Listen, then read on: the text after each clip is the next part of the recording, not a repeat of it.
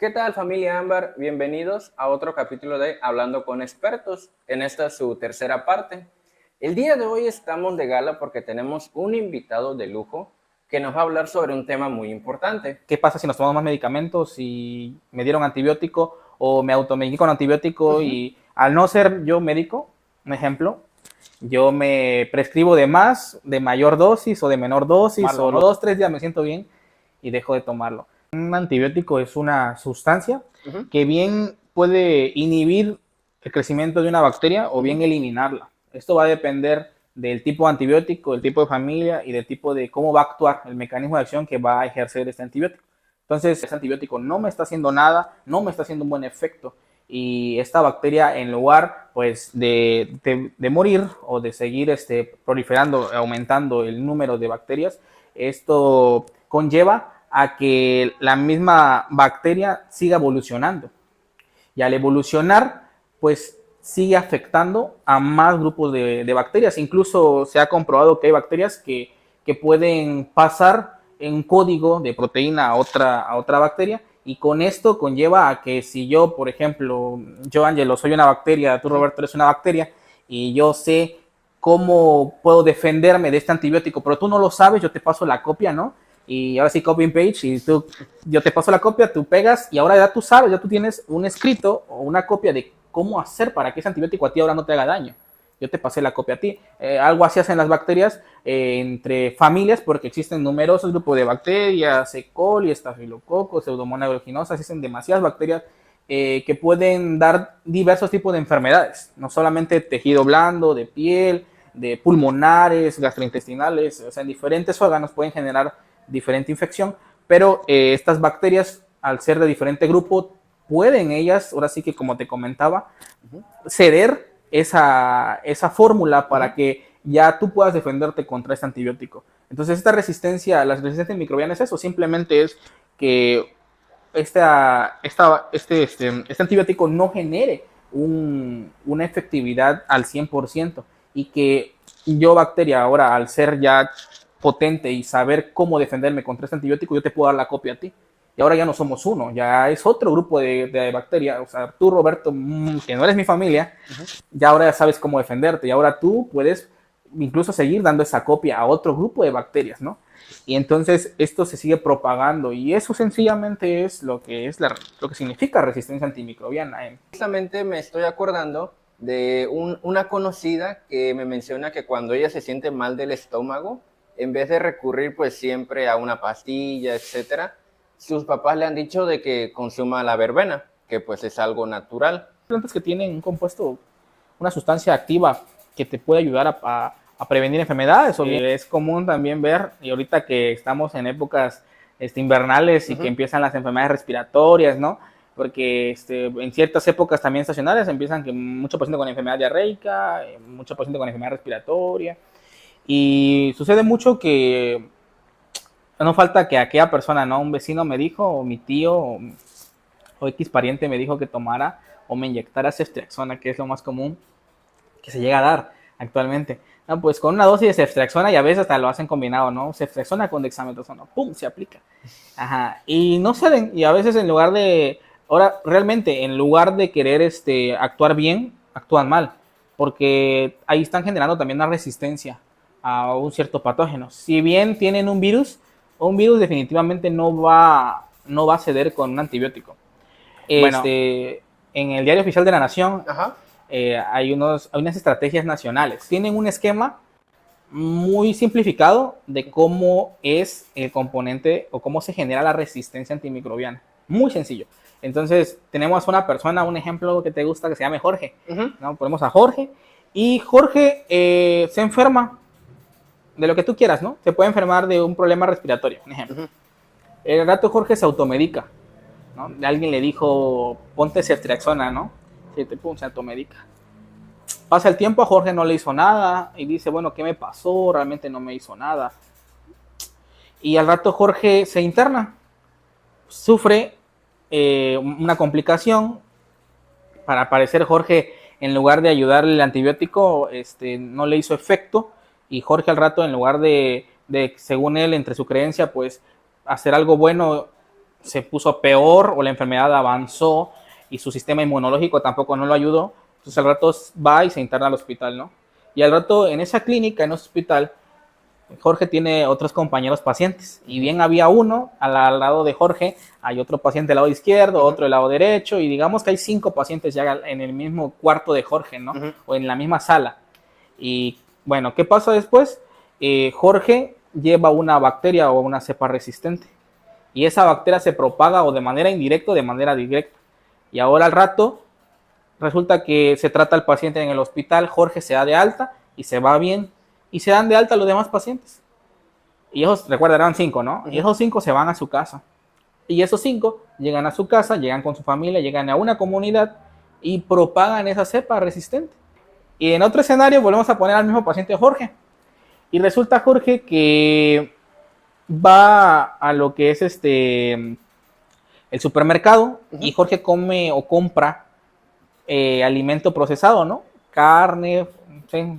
De res, compra pollo, compra cerdo y aparentemente hasta ahí todo va bien, llega a su casa, lo consume y resulta que anteriormente esa carne que estaba procesada, esa carne pues obviamente fue un animal vivo en su momento y que en su momento estuvo en una granja y que en su momento fue visto por un médico veterinario, que ojo aquí, también los médicos veterinarios pueden hacer recetas, pueden generar recetas para antibiótico, pueden prescribir recetas para antibiótico porque sabemos que hay animales que pues tienen infecciones, que se enferman y bien en una granja sabemos que no hay un animal, sabemos que en una granja que pues pertenece a una industria de cadena alimentaria pueden haber cientos de animales, pueden haber miles de cabezas de ganado, ¿no? De res.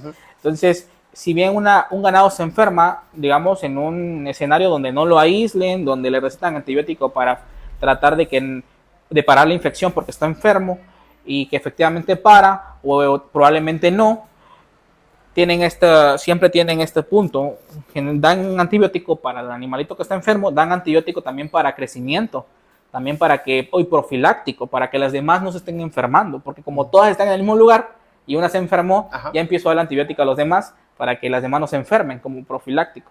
Pero resulta que esa cepa también se vuelve resistente. Y este animal fue y lo venden en el supermercado. Y en esta carne que se compró Jorge va la cepa resistente. Y viene Jorge y lo come. Lo consume y lo consume su familia. Y esa cepa resistente ya está en Jorge y en su familia. Y ya empieza a existir otra resistencia antimicrobiana. En otro escenario, estos animalitos que son también de granja, resulta que también defecan y resulta que esas heces a veces la utilizan también para abono. Y este abono llega a los cultivos de verduras. ¿Y qué pasa? La verdura va ahora sí que a lo urbano y se vende. Y resulta que también esta familia no lavó bien el alimento, de alguna manera va una cepa en la verdura y también ya lo consumí. Y ahora esa cepa o esa bacteria está en mí y es resistente, ¿no? Tiene una resistencia a un cierto fármaco. Entonces, mira este escenario en la cual ya hubo muchas formas ahora sí de contagio, de pasar una cepa resistente. Y que en algún momento Jorge se va a enfermar, su familia se va a enfermar, esa comunidad se va a enfermar en algún momento y va a requerir un antibiótico. Y el médico va, lo prescribe, y resulta que no me hizo nada. No me hizo nada y no sé por qué. Puede ser que esa familia o se automedicó en su momento, puede ser que comió una carne que mal procesada porque pues tenía una cepa, o puede ser que en algún momento también tuvo contacto con una persona que ya tenía una bacteria resistente y que se contagió y no se dio cuenta. Y al rato ese antibiótico que en algún momento se prescribía para una faringoamigdalitis no hizo nada. Y al rato te pongo un antibiótico más fuerte. Y resulta que sucede que entre las millones de bacterias que hay en tu cuerpo, muchas de ellas van a morir. Pero va a haber una que posiblemente, ahora sí que una bacteria al azar, que posiblemente vaya a evolucionar. Y a esta evolución que esta bacteria hace, en la cual empieza a generar proteínas para defenderse del antibiótico, ya se volvió resistente, se volvió fuerte y no me hizo nada. Y esta bacteria que fue al azar empieza, como te decía hace rato, a copy-paste, a pasar la información a otras cepas y se vuelve resistente también. Y ahora tú como médico dices, no le hizo nada la primera antibiótico, voy con una segunda generación, cambio de familia, no sé, para tratar a ver si con este antibiótico pues sí es efectivo y no. Y resulta que el paciente viene y resistente, ¿no? Empieza la resistencia, la resistencia, la resistencia, la resistencia. Y verás que esto es muy curioso porque desde la época de los antibióticos, que bien en los años 50 y 70 se crearon muchos antibióticos, también en los años 50 se empezaron a dar cuenta que el uso de antibióticos provocaba resistencia a los mismos. Exactamente. Desde ahí ya se databa, ya tenían información de que generaban resistencia a lo mismo. Y que al rato estos antibióticos, estas penicilinas y estas bacterias ya empezaban a generar algunas resistencia y ya eran, pues ahora sí generaban proteínas como las beta-lactamasas, empezaban a generar enzimas que podrían destruir o podrían frenar esta efectividad del antibiótico y ya no les hacía nada y que a la fecha aún sigue vigente y hay ejemplos e incluso hay artículos también médicos, gacetas médicas también por parte de la UNAM donde comentan de ciertos patógenos que también transmiten a otras bacterias resistencia. Por ejemplo, hubo una gaceta en la UNAM donde hablaban que la Pseudomonas aeruginosa era resistente a ciprofloxacino y resulta que este patógeno, esta Pseudomonas aeruginosa, transmitió al E. coli, que es una bacteria muy común en las infecciones vías urinarias, transmitió a esta bacteria de E. coli la resistencia a ciprofloxacino por gen. O sea, yo como Pseudomonas te concedo a ti un gen para que tú como bacteria tomes ese gen y empieces ahora sí que a leer de alguna manera ese gen y ahora sí a actuar con mejor eficacia tu resistencia y ahora si a mí ya no me hizo nada el ciprofloxacino y yo te pasé la copia a ti, pues ya a ti tampoco no te va a hacer nada y el E. coli se volvió resistencia a ciprofloxacino. Y así te puedo contar otro artículo también que se documentó en el 2013 en la cual hay un hospital en Ciudad de México, no recuerdo bien el nombre, pero sí recuerdo bien que estudiaron a 47 pacientes, entre ellos diabéticos, hipertensos, con algunas enfermedades agregadas, pero que tenían infección de vías urinarias por las cuales estaban internados. Pidieron cultivos, pidieron antibiogramas, y en estos cultivos se dieron cuenta que había diferentes patógenos, ¿no? Entre ellas E. coli, generadoras de beta-lactamasa, E. coli que no eran generadoras de beta-lactamasa, Pseudomonas, Staphylococcus, ¿no? Y Klebsiella, y se dieron cuenta que el 98% de esos 47 pacientes eran resistentes a ciprofloxacino. O sea, la cipro no le iba a hacer nada.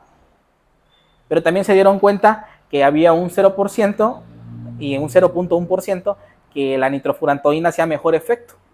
Y es algo que ahora pasa mucho también, que a veces nada más se da mucho a ciprofloxacino, se da mucho a levofloxacino, y se ha dado tanto ese antibiótico que se ha generado demasiado resistente. Y nos olvidamos también de otros antibióticos de primera línea también. Y por otra parte, pues la misma población se sigue automedicando y no asiste al médico y sigue generando esta resistencia. La Organización Mundial de la Salud comentaba que para el año 2050 van a haber más muertes por resistencia antimicrobiana que por enfermedades oncológicas, que por cáncer.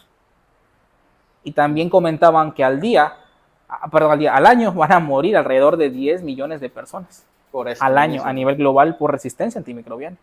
Es sorprendente. Si bien ahorita en esta época en la que estamos al año a nivel global mueren como 4 millones de personas al año, en el 2050 van a morir 10 millones de personas al año por resistencia antimicrobiana si no frenamos esta resistencia.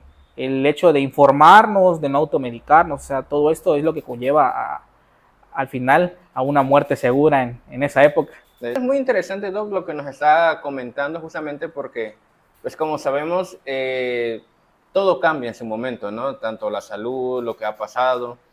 Retomando este punto, ¿cuál sería el panorama de las próximas generaciones, digamos, en 40, 50 años en adelante? Si no se para, si no hacemos conciencia, va a haber muerte.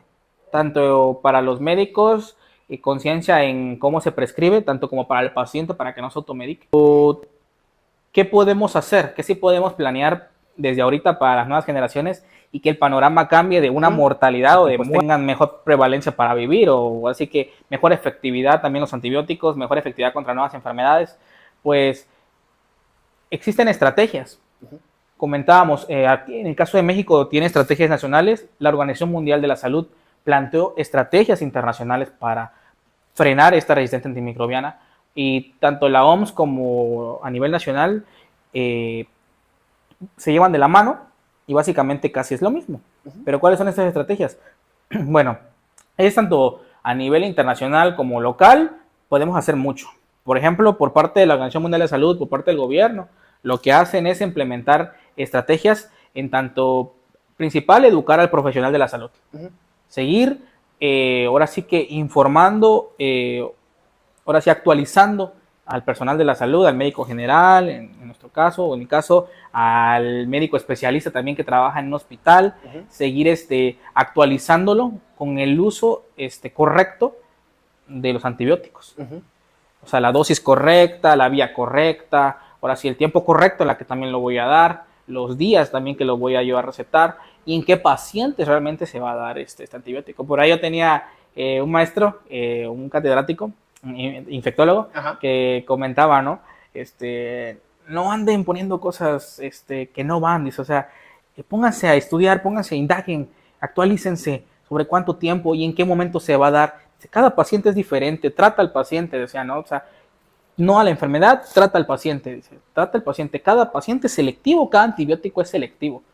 No piensen que como siempre va a funcionar, ¿no? Entonces, ese doc dejaba muy en claro que la actualización era importante, que estudiar era importante. Sí, claro. Por parte del profesional de la salud, la estrategia de la OMS y la estrategia nacional es seguir actualizando al médico para el uso correcto del antibiótico. ¿En qué momento yo voy a utilizar un antibiótico para una enfermedad respiratoria, en una enfermedad diarreica, una infección de vías urinarias? ¿En qué momento voy a meter un antibiótico? Eso en tanto al profesional de la salud.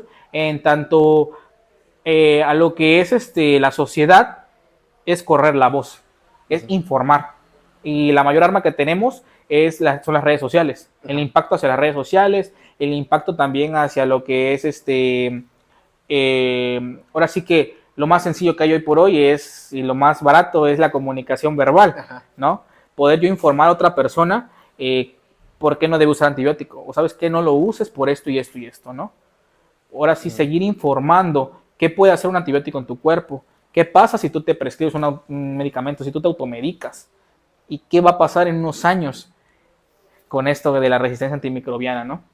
Entonces, parte de esto es correr la voz. Otras estrategias que han tomado también o que plantean tomar en algún momento es que en las instituciones educativas se implemente el uso o la información de qué son los antibióticos. Muy sencillo, ¿qué es un antibiótico? ¿Para qué me sirve un antibiótico? ¿Quién realmente puede darme un antibiótico? Eso, como lo es el médico, ¿no? ¿Y qué pasa si yo me automedico? Entonces, si empezamos desde que estás, por ejemplo, en la secundaria, sabemos que probablemente y seguramente va a generar un buen plan eficaz en un tiempo de corto plazo y que esto se siga transmitiendo. Entonces, esas son una parte de las estrategias. Otras estrategias que han tomado es que también se use o se eduque a las industrias de cadena alimenticia. Bien, te ponía el ejemplo de Jorge, ¿no? De que comía carne y de que esta carne era procesada, al final pertenece a una cadena alimenticia. Entonces, ¿qué nos queda o qué queda por parte de las organizaciones? Pues informar a las cadenas alimenticias, a las industrias, del uso correcto de los antibióticos ahora sí, en los animales, del cuidado de los animales, de qué puede pasar si sigo prescribiendo medicamento a los animales de granja y cómo es que llegan a la población y afectan a la población. Parar, ¿no? Tratar de frenar lo mínimo que se pueda el uso de antibióticos, y también para los médicos veterinarios esta información es esencial, porque ellos al final son ellos los profesionales que ven a estos animales. Y por otro lado también se plantea también como estrategia invertir en nuevas investigaciones, invertir en nuevos fármacos, porque si bien te comento, o sea, a principios de los años 50, 70 producían demasiados antibióticos, pero mientras ha pasado el tiempo, cada vez producen menos antibióticos. Entonces, ¿qué se pretende? Investigar, invertir económicamente en investigaciones para poder generar otros antibióticos contra nuevos cepas, contra nuevos microorganismos y poder combatir esta resistencia. Que haya nuevos fármacos para poder actuar contra estas bacterias que ya han evolucionado demasiado rápido y que han evolucionado para un mal, porque al final a lo que conlleva es que el paciente muera. Entonces también se está invirtiendo, tratan de hacer esta estrategia de invertir en investigaciones, ¿no?